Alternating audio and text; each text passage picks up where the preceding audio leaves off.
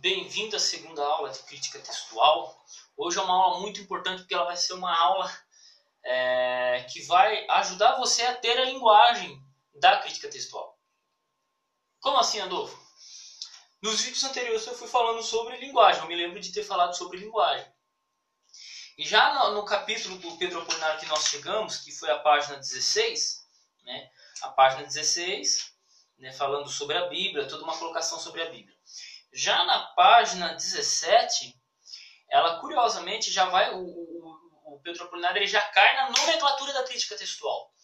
E o que eu quero enfatizar com isso é que ele é o único manual que eu li até agora que eu me lembro de ter visto uma tabela inteira sobre a nomenclatura da crítica textual. Você pode pegar outros livros, os outros livros que eu indiquei, eles não trazem a tabela da crítica textual. Eles só vão mencionando os termos. Aí o cara pega o livro pela primeira vez e na cara. E é por isso que me faz gostar deste livro do Pedro Apolinário. Então, a página 17 do História do Texto Bíblico, ele já começa trabalhando a nomenclatura. E vamos lá pelos nomes, tá? Como toda ciência crítica textual bíblica tem sua nomenclatura própria e seus termos técnicos, cujo conhecimento será muito útil para a boa compreensão da matéria. Lembra, você vai ler um texto, o texto ele vai trazendo algumas expressões que é bom ter compreensão. Vamos lá. A presente lista propiciará aos estudantes apreciável subsídio. Antilegomena. Termo grego significa contestado e aplica-se a alguns livros da Bíblia que no período da formação do cânon foram mais difíceis de serem introduzidos, como Apocalipse 11, segunda, Apocalipse, 1ª e 3ª João, 2ª Pedro, Hebreus e Tiago. Aparato crítico. Conjunto de sinais e termos técnicos que nos elucidarão sobre a validade das variantes do texto bíblico. Normalmente, o aparato crítico fica na nota de rodapé. Aparato crítico. Aparato crítico é o que traz informação sobre variante. Nota de rodapé é o que fica no pé da página. Tá? Tanto o texto majoritário quanto o Nestrial, onde eles usam uma mesma linguagem de aparato crítico, mesmos símbolos. Okay? Já a quinta edição revisada, ela só usa o número 1, 2, 3, joga para o aparato crítico na nota do rodapé e o verso que é citado. Então é bem mais simples a quinta edição revisada. Só que a linguagem do Nestlé, se você compreende um pouco ela, você já bate o olho no texto, você já sabe que tipo de variante está lidando. Já a quinta edição revisada, você tem que olhar todo o aparato crítico, às vezes é extenso, às vezes não é, para você saber do que se trata. Então isso é aparato crítico. Apócrifo, etimologicamente, significa escondido, oculto, literariamente. O termo foi usado para livros que eram guardados do público por causa do seu conteúdo. Nome dado aos livros que não são inspirados, que aparecem nas Bíblias católicas, mas que não fazem parte do cânon sagrado hebraico. Arquetipo, modelo, ou arquétipo, modelo principal de certo tipo de texto. O coridete é o arquétipo da família cesarense. Arquétipo é assim, você tem várias famílias textuais. Um texto que se desenvolveu no Egito, um texto que se desenvolveu em Bizâncio, na região bizantina, um texto que se desenvolveu na Grécia, em Roma. Então é chamado de famílias textuais isso aí. E aí você tem um principal representante dessa família, um texto reconstruído que seria o principal representante. Ele é chamado de arquétipo. Okay? Autenticidade. Esse termo designa o escrito digno de fé, de confiança, que não suscita nenhuma dúvida. Ok? Então, autenticidade. Um texto que tem autenticidade. Esse texto não tem dúvida nenhuma. A autenticidade do texto é essa. Então, você vai ter esse termo. Tá? Autógrafo. É o escrito do próprio punho do escritor bíblico. Então, quando se fala, o autógrafo possivelmente era assim, o autógrafo é o quê? É aquela carta escrita por Paulo, é aquele evangelho escrito por João, e por aí vai. É o original, o primeiro, o que deu origem aos outros. Né? Autógrafo. Né? Autógrafo, escrito por mim mesmo, autós a mim mesmo, ok? Canonicidade, qualidade atribuída aos livros da Bíblia que estavam de acordo com os cânones, isto é, com as regras e princípios reconhecidos pela Igreja como divinos. Códex, o texto canônico, né? O canônico. O que é canônico? Canônico para nós é o quê? A Bíblia, só a Escritura, entendeu? Códice é o nome dado a um livro antigo que substituiu o rolo. A palavra vem do latim codex, tronco de árvore, livro. A palavra era usada para folhas de papiro ou pergaminho usadas para escrever. Códex é assim. Você tinha os rolos, que você abria assim, ó. Isso aqui é rolo. Só que depois do rolo se desenvolveu um outro tipo de modelo de livro, né? Os rolos eram os livros. Depois dos rolos surgiu o códex. O que é o códex? É esse modelo aqui, entendeu? Esse modelo aqui de livro, que é o quê? Um livro de folha folheável. Por quê? O rolo, ele é muito grande. Então, tipo assim, o rolo de Isaías, você tem 2 rolos de Isaías para completar o livro de Isaías. Aí o que acontece? Para economizar espaço, o rolo também ele só utiliza a parte da frente, que você vira ele, a parte de dentro, né? A parte que fica para você. A parte de fora você não pode escrever nada. Por quê? Porque fica em contato com as coisas, suja com a mão. Já esse modelo aqui, que é o códex, olha só. O códex, você aproveita os 2 lados da página. Então, o que acontece? Você tem um número, você consegue gravar um número maior de informação no livro. Então, o códex, ele foi utilizado, não foi inventado pelos cristãos, mas ele foi amplamente divulgado pelos cristãos, tá? Então, assim, o rolo ele era utilizado pelos fariseus, eles eram usados pelos judeus, e os códex passaram a ser utilizados pelos cristãos. Por quê? Porque era muito mais fácil de carregar, muito mais fácil de achar uma informação. Porque o rolo, imagina, você fala, eu vou achar Isaías 20, verso 5, por exemplo. Você tem que abrir o rolo inteiro, ou ir girando o rolo até você chegar na parte que você queria. Imagina, no hebraico, sem divisão de capítulos, sem divisão de versículo.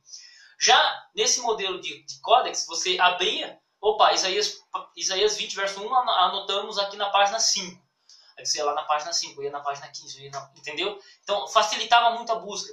E por isso que os cristãos primitivos eles já abandonaram o rolo e utilizaram o códex. Curiosamente, o códex ele podia ser feito de papiro ou de pele de carneiro. Pele de carneiro, ou pele de boi, ou pele de animal, que ela era esticada, né? Você arrancava a pele do animal, era esticada e era escrito. Era muito mais durável. Os códex mais antigos são em pele de animal, né? Os sinaíticos, Vaticano, Efraimita e por aí vai. Ok? Códex. Códice ou códex. Eu uso muito o termo códex. Colação. Colação é comparação entre manuscritos, né? Em confronto quase sempre foi feito na base do texto receptus. Por quê? O texto receptus é o texto mais amplamente utilizado no mundo, né? Por mais de 300 anos. Então, qualquer manuscrito novo que seja descoberto, ele é comparado com o texto receptus. Okay? Então, colacionar manuscrito é comparar bíblias, comparar manuscritos. Você compara eles e confronta com a leitura que eles trazem ou não. Coma joanina, da expressão coma joaninum, usada por autores católicos significando o inciso, ou interpolação relativa a João. Referência a 1 João 5, 7 e 8, ou as 3 testemunhas celestiais, cujas palavras não se encontram no original. Isso nós estudaremos mais à frente. Mas como a joanina é um pequeno texto que você não encontra na maioria dos manuscritos ou nos manuscritos mais antigos. Só ver a sua Bíblia, seja ela, se ela for uma Almeida atualizada ou uma nova versão internacional, uma Bíblia de Jerusalém, ela não vai conter alguns versos. Se você comparar com a Bíblia Almeida corrigida ou a corrigida fiel vai trazer alguns versos, algumas palavrinhas a mais. Tá? Então só dá uma pausa nessa aula e dá uma conferida lá, depois você volta. Voltou? Temos a diáspora. O que é a diáspora? É a dispersão dos judeus residentes na Palestina para as regiões da Síria, Babilônia, Egito, Grécia, Itália e muitos outros lugares. Também é interessante você pegar a primeira Tiago 1, ele já fala dos judeus que estão na diáspora. Lembrem disso. Tá? De aterção, título dado por Tassiano ao seu livro Harmonia dos 4 Evangelhos, trabalho concluído no ano 170, segundo século. Ou de atenção, de atessarão.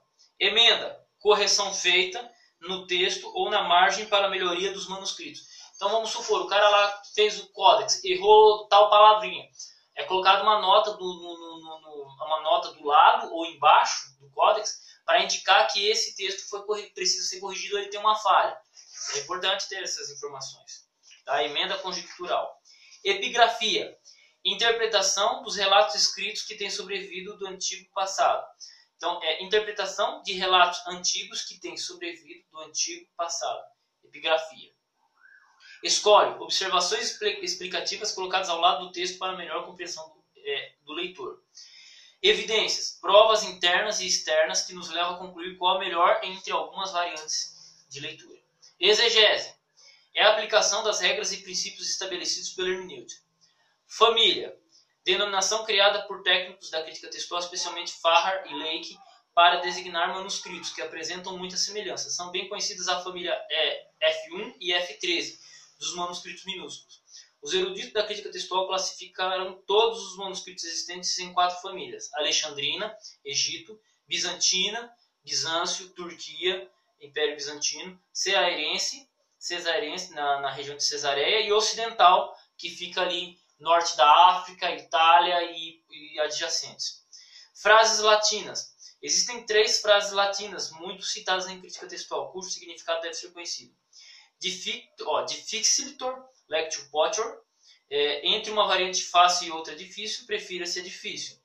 Brevor lectio potior. Prefira-se o texto mais breve ou mais longo. Proclive scriptone praestat ardua. O texto mais difícil deve ser preferido ao mais fácil. Bom, esses 3 termos eles são muito utilizados por Westcott e Hort. Depois vamos aprender mais sobre o Westcott e Hort, ok? Glossa, breve explicação de palavras ou frases difíceis. Igiografo, em grego, escrito sagrado, uma das 3 divisões do livro cânon hebraico, sendo outras 2 Pentateuco e Profetas. Né?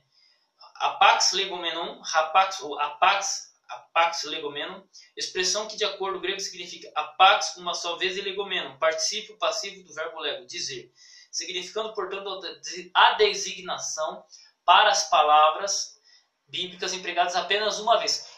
São expressões que aparecem apenas uma vez na Bíblia. O único apax legomenon que a gente tem no Novo Testamento está em Hebreus, tá? E no Antigo Testamento você tem várias expressões únicas, tá? Apografia, aplografia.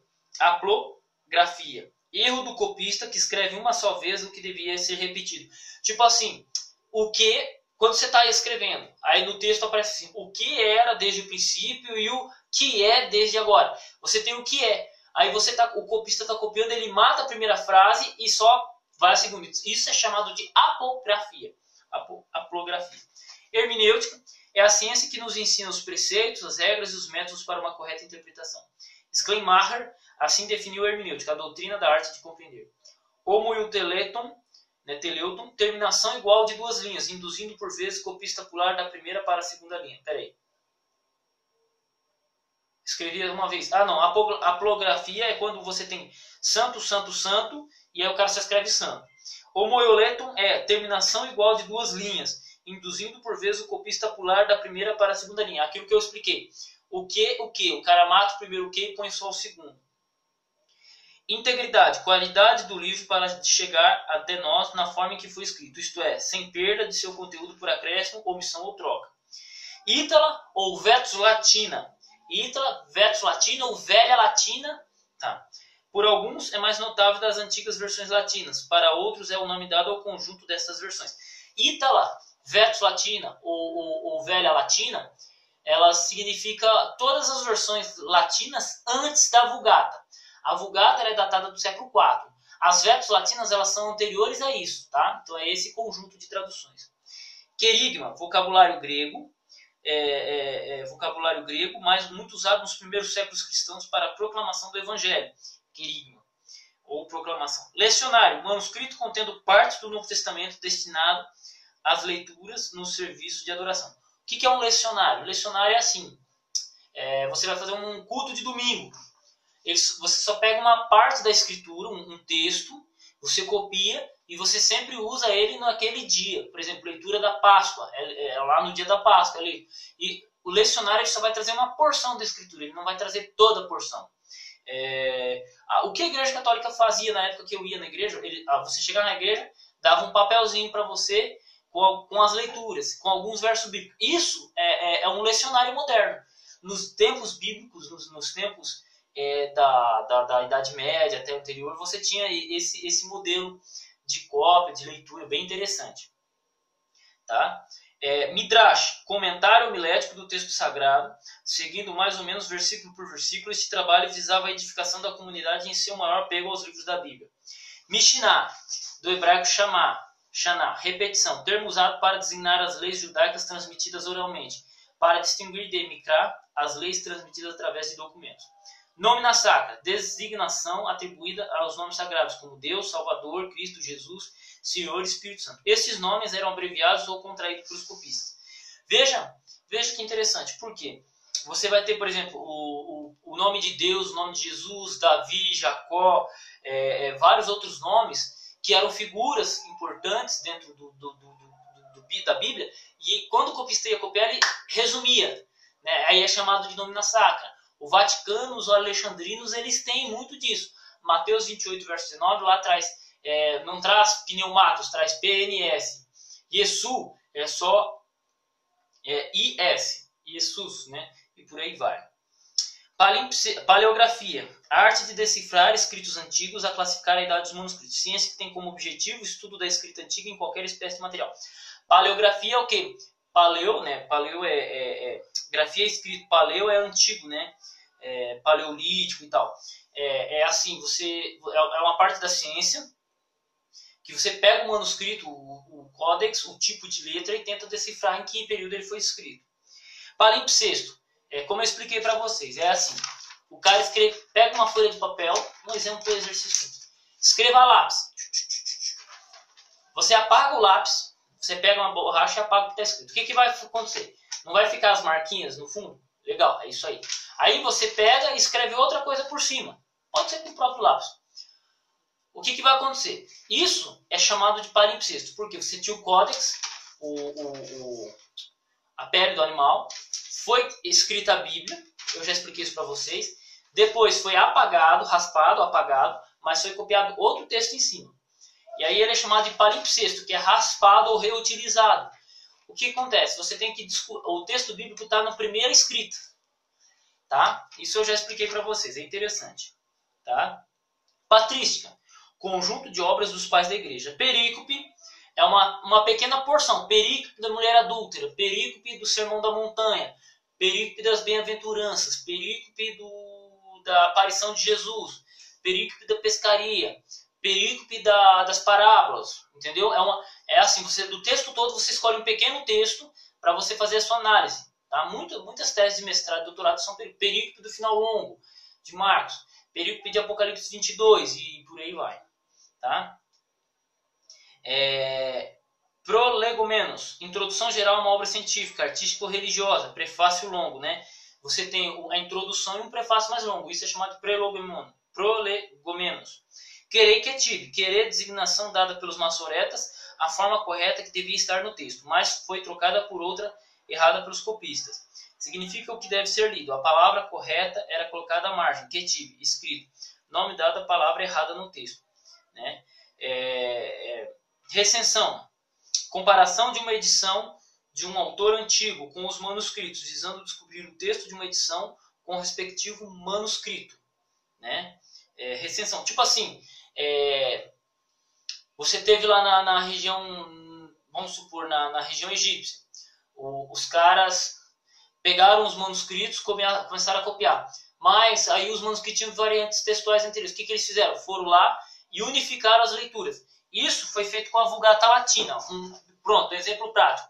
A Vulgata Latina, antes da Vulgata da Latina de São Jerônimo, no século IV, você tinha várias versões em latim, que até são 8.000 versões latinas que você tem de manuscrito sobrevivente até nós. E o que os caras fez? O Jerônimo ele foi lá, fez a tradução dele e começou a corrigir as outras versões latinas, com base na Vulgata.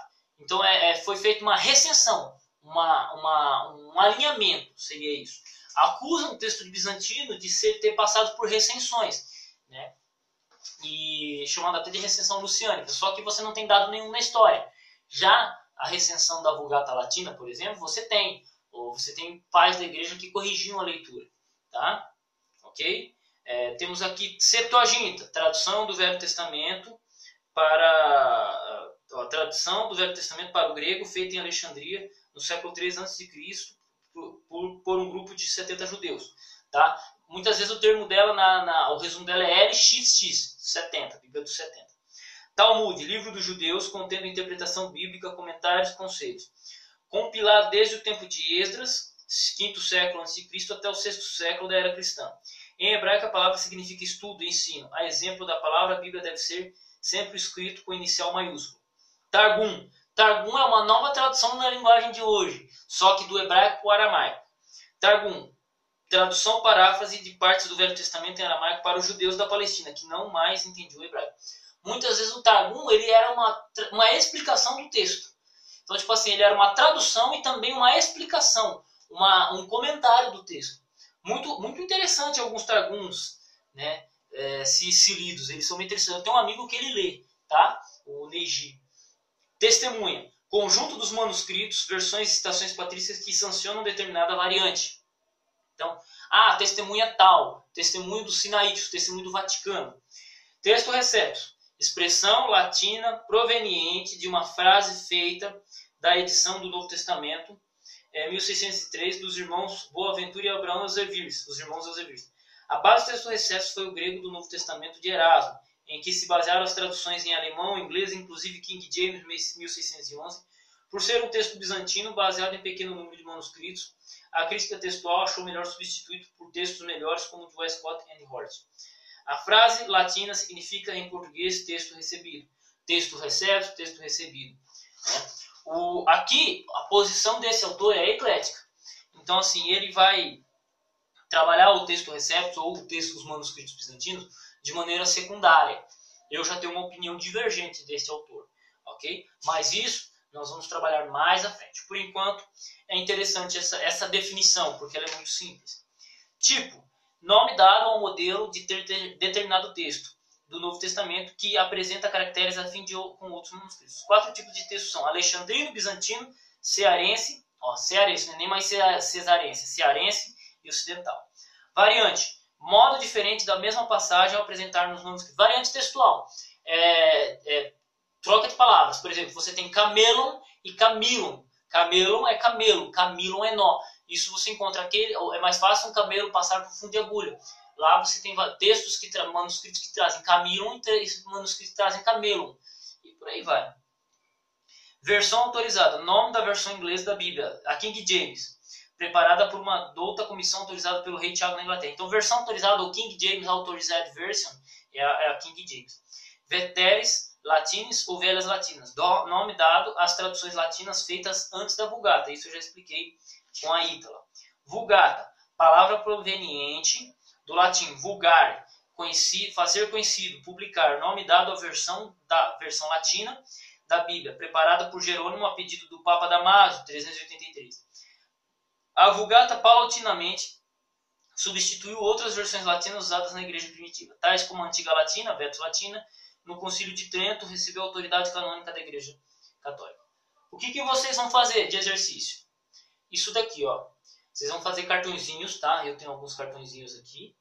E vocês vão escrever essas expressões e um resumo delas, o que é um Targum. Vocês vão resumir e vão tentar memorizar.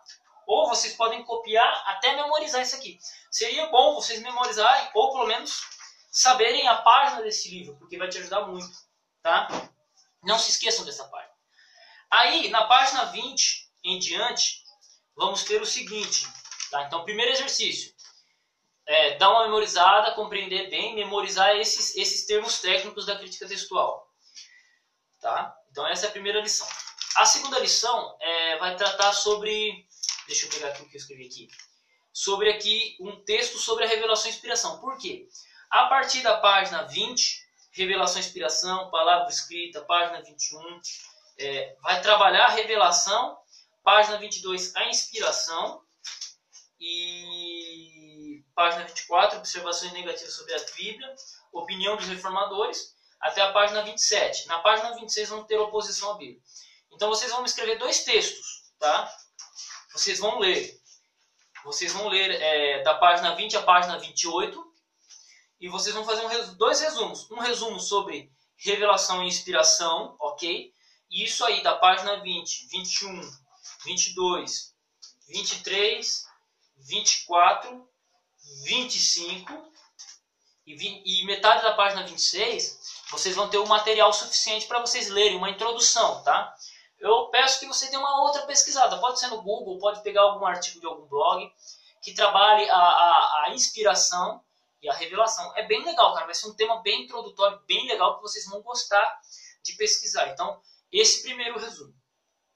E o segundo resumo é a página 26 e a página 27, que é a oposição à Bíblia.